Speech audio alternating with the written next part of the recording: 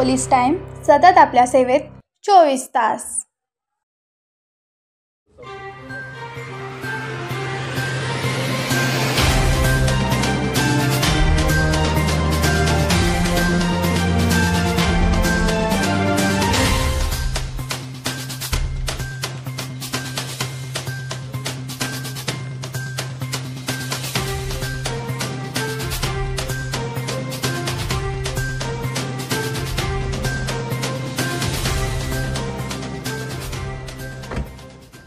जय Hind. Police निरीक्षक सतीश शिंदे, स्थानिक गुन्हे अन्वेषण शाखा सांगली।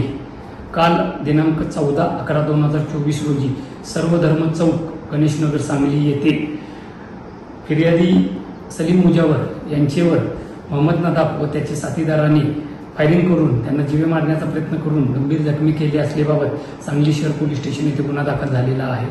सदर गुन्ह्याच्या घटनास्थळी माननीय पोलीस अधीक्षक संदीप गोगे सर, माननीय अपर पोलीस अधीक्षक रितू खोकर मॅडम, माननीय उपविभागीय पोलीस अधिकारी एस विमला मॅडम यांनी भेट देऊन सदर गुन्ह्यातील सर्व निष्पन्न आरोपींना तात्काळ ताब्यात घेण्याबाबत आदेशित केले होते। आमची वेगवेगळी पथके तयार करून LCB व सांगली शहर पोलीस ठाणे यांची वेगवेगळी पथके हद्दीत वर्कआउट करत असताना मिळालेल्या माहितीनुसार येथील मुख्य आरोपी हा दानोळी तालुका शिरोळ येथे असल्याची माहिती मिळाल्याने तात्काळ आमची टीम तिथे जाऊन त्यास ताब्यात घेण्यात आलेले आहे।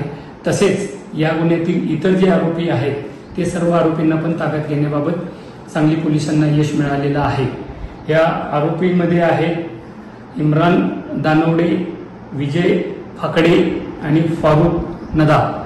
या गुन्ह्याच्या तपासामध्ये अजून काही आरोपी निष्पन्न होण्याची शक्यता नाकारता येत नाही।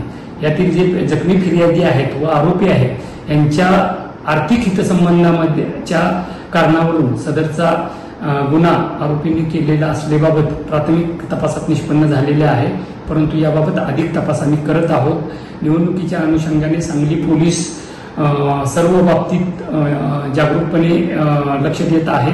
आपल्याला काही अडचण किंवा शंका असल्यास आपण 112 किंवा कंट्रोल रूम किंवा नजीकच्या पोलीस स्टेशन येथे संपर्क साधावा।